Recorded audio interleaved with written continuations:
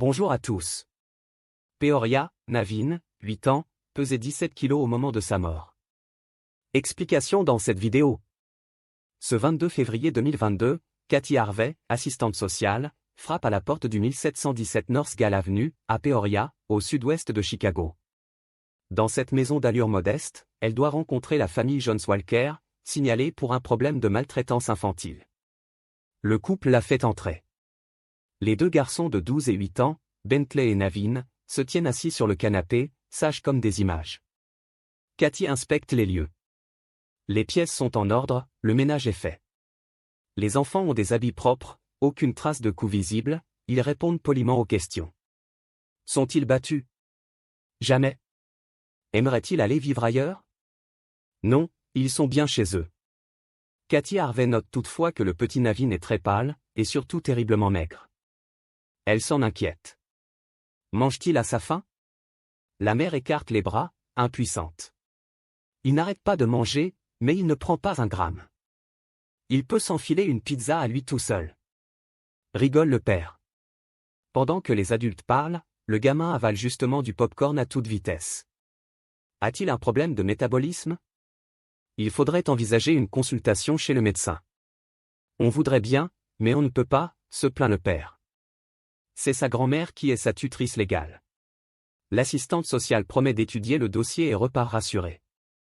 Les enfants sont en bonne santé et en sécurité. Le couple Jones Walker a dû être victime d'un signalement abusif.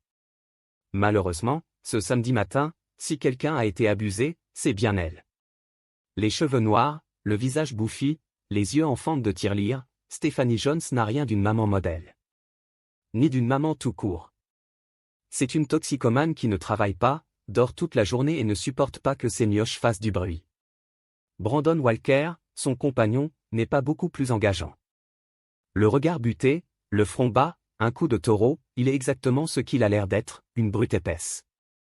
L'homme dirige une entreprise de remorquage de voitures. Peu après leur installation à Peoria, Stephanie a accouché d'un premier fils, Bentley, puis d'un second, Navin, en 2013. Navin est né intoxiqué aux opiacés que prend sa mère. À l'âge de 4 ans, relevant des traces de coups sur son corps, un juge confie les deux frères à la garde de leur grand-mère paternelle. Les deux petits garçons déménagent à Washington, dans le même état. S'ouvre alors pour eux une parenthèse de 4 ans de bonheur. Navin est un blondinet joyeux, mignon qui collectionne les dragons en peluche. Mais en juillet 2021, la grand-mère doit partir en Floride soigner sa propre mère malade. Elle n'a d'autre choix que de confier les deux petits à leurs parents pour 15 jours. À son retour, hélas, plus aucun contact. Ni Stephanie ni Brandon ne répondent au téléphone. La grand-mère s'inquiète, saute dans sa voiture, gagne Peoria et va sonner à la porte du 1717 North Gale Avenue. Aucun mouvement à l'intérieur. Par une fenêtre, elle voit le sol jonché de détritus, des assiettes sales partout. Ses petits-fils vivent dans un taudis. Alarmée, la vieille femme tambourine de plus belle. Sa belle-fille finit par réagir et sort comme une furie. Elle hurle, l'insulte, refuse de rendre les enfants et profère des menaces de mort. La police envoie une patrouille, mais les agents se font éconduire. Les enfants refusent de les suivre. Ils préfèrent, disent-ils, rester chez leurs parents. La grand-mère a beau expliquer qu'elle est leur tutrice légale, rien n'y fait. Elle repart seule à Washington, en larmes.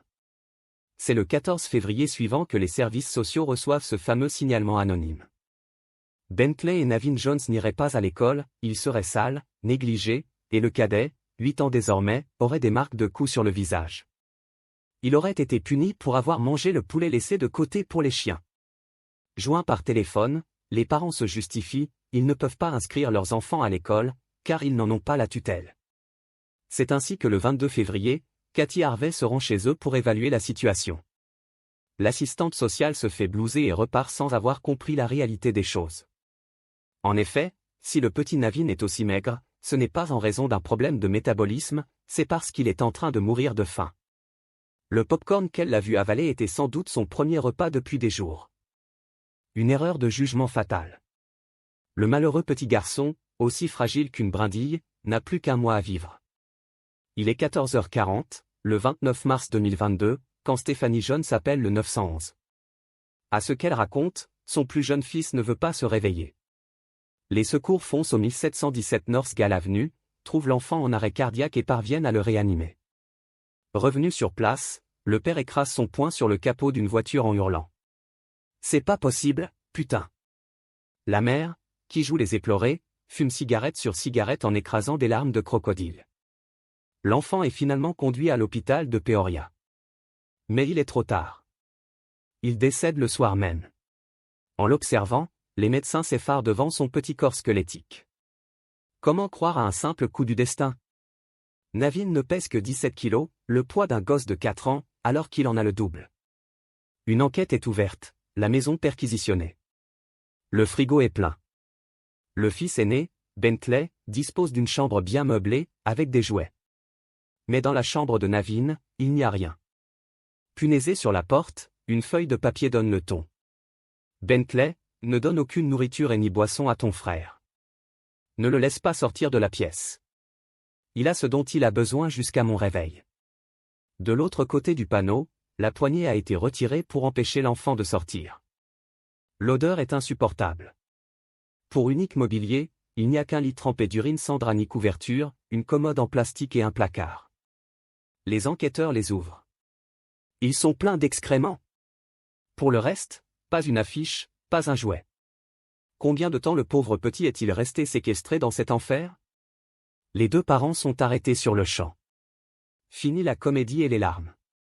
Dans la mémoire de leur téléphone, on découvre des échanges terrifiants dans lesquels ils parlent des punitions à infliger à leur gosse. Le père veut l'enfermer au sous-sol. La mère préfère l'attacher, pour ne pas qu'il aille chaparder des croûtes de pizza dans la poubelle et pour lui montrer ce que signifie la faim. Le rapport d'autopsie révèle l'impensable calvaire subi par le garçonnet. Déshydratation. Malnutrition. Atrophie des muscles. Les derniers temps, Navin ne pouvait même plus marcher ni se lever de son lit. On l'a laissé, littéralement, mourir de faim. Seul dans sa chambre prison. Les deux tortionnaires ont depuis choisi deux stratégies distinctes. Pour s'éviter un procès, Stephanie Jones a décidé de plaider coupable de meurtre au premier degré. Elle sera fixée sur son sort le 7 février prochain. Brandon Walker, à l'inverse, clame depuis le départ son innocence. Face au tribunal, il s'est présenté comme un papa modèle qui passait du temps avec son fils et regardait des films avec lui. Devant une photo du pauvre gosse squelettique, il a toutefois reconnu que Navin n'avait pas l'air bien. Un commentaire odieux, quand d'autres témoins ont cru voir un cancéreux en phase terminale. Très affectée, Laura Walker, la grand-mère, est venue témoigner. Elle a rappelé combien son petit-fils était heureux quand il vivait chez elle à Washington. Un enfant joyeux, plein de vie. Elle ne l'aura revu qu'une fois, à l'hôpital, juste avant sa mort. Son visage était couvert de bleu, se souvient-elle. J'ai touché son épaule, il n'y avait rien d'autre que des os. Je n'avais jamais vu d'être humain aussi maigre.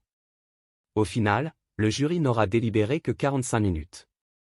Reconnu coupable de meurtre au premier degré, Brandon Walker connaîtra sa peine le 28 février. Il encourt la réclusion criminelle à perpétuité. Dans cette sinistre tragédie, beaucoup de questions restent cependant en suspens. Pourquoi cette différence de traitement entre les deux frères? Pourquoi cet acharnement à détruire un enfant?